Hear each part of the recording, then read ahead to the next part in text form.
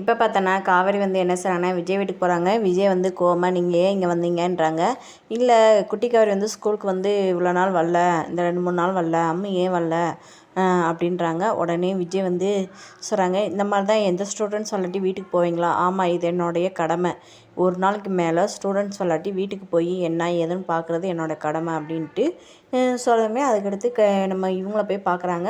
போவானான்னு சொல்லிட்டாரு அப்படின்னு சொல்கிறாங்க. உடனே அப்படின்னு இதெல்லாம் கேட்டுட்டு ரொம்ப ஷாக் ஆகி விஜய் சொல்கிறாங்க, ஏன் இந்த மாதிரி பிள்ளையோட படிப்பை வேஸ்ட் ஆகுறீங்க? நீங்கள் வந்து எந்த ஸ்கூல் வேணுமா சேர்த்துக்கோங்க, ஆனால் நெக்ஸ்ட் இயர் சேர்த்துக்கோங்க, இந்த வருஷம் கொரோனா வருஷம் இங்கே படிக்கட்டும் அப்படின்னு சொல்கிறாங்க. அதுக்கடுத்து நம்ம காவேரி கிளம்பி இங்கே வந்துட்டு இருக்கிறப்ப பார்த்தோம்னா அந்த காவேரிக்கு அந்த மாப்பிள்ளை பார்த்தவங்க வந்து மீட் பண்ணி உடனே பார்க்கணும் பேசணும் ஒரு இடத்துல பேசுகிறாங்க.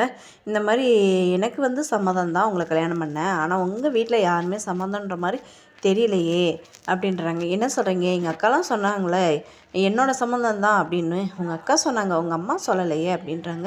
இல்லை, அவங்க அப்படித்தான் இருப்பாங்க, அதெல்லாம் ஒன்றும் பிரச்சனை இல்லை, நான் எடுக்கிற முடிவு தான், எனக்கு முழு சம்மதம் அப்படின்னு சொல்கிறாங்க. அதுக்கடுத்து வீட்டுக்கு வராங்க. வீட்டுக்கு வந்தோடனே அவங்க அம்மா, என்னடி வர வர லேட் ஆகுது, நீ எங்கடி போயிட்டு வந்த அப்படின்றாங்க. இந்த மாதிரி நான் காவேரியை பார்க்க போனேம்மா அப்படின்றாங்க. குட்டி காவேரியை பார்க்க போனேன் அப்படின்னு சொல்கிறப்ப, நீ எதுக்கு அங்கே போனேன் அப்படின்மே. இல்லை, காவேரி வந்து ஸ்கூலுக்கே வரல, அதனால தான் எதுக்கு என்னன்னு போனேன், அதுக்கு அவர் ரொம்ப தான் ஓவராக பேசுகிறாரு, இனிமேல் நீங்கள் வராதிங்க பார்க்காதீங்க அப்படின்னு சொல்கிறாரு. உடனே காவேரி அம்மா மைண்ட் வாய்ஸ்லேயும், ஆமாம் இங்கேயும் வந்து மாப்பிள்ளை வர வேணாம் தானே சொன்னார் அப்படின்னு சொல்கிறாங்க. அதுக்கடுத்து காவேரி வந்து அப்படியே டென்ஷனாக என்ன செய்றாங்கன்னா ரூமுக்கு போகிறாங்க. ரூமுக்கு போனோடனே அந்த ஒரு டைரி வந்து அன்றைக்கி எடுத்துகிட்டு வந்தாங்களே விஜய் வீட்டிலேருந்து, அதை எடுத்து வச்சு படிக்கிறாங்க. படிக்கவுமே, உனக்காக தான் நான் இருப்பேன், உன்னை விட்டு நான் வேறு எந்த பொண்ணையும் பார்க்க மாட்டேன் அப்படின்னு விஜய் வந்து அவரோட ஒய்ஃபுக்கு எழுதின அந்த லெட்டரை வந்து காவேரி படிச்சுட்டே இருக்காங்க. அதுக்கடுத்து பார்த்தோன்னா இங்கே விஜய் வந்து காவேரிகிட்ட பேசுனது வச்சது ரொம்ப டென்ஷனாக அவர் இருக்கார் நைட் நேரம். அப்போ பார்த்தோம்னா விஜய் வந்து பழைய ஃபோட்டோஸ் எல்லாம் எடுத்து பார்த்துட்டு இருக்காங்க. அப்போ வந்து அம்மு வந்துடுறாங்க. அம்மு வந்து, என்ன டாடி பார்க்குறீங்கமே, ஃபோட்டோ யார் ஃபோட்டோ அப்படின்மே. உங்கள் அம்மா ஃபோட்டோ தான் பார்த்துட்ருக்கேன் அப்படின்மே.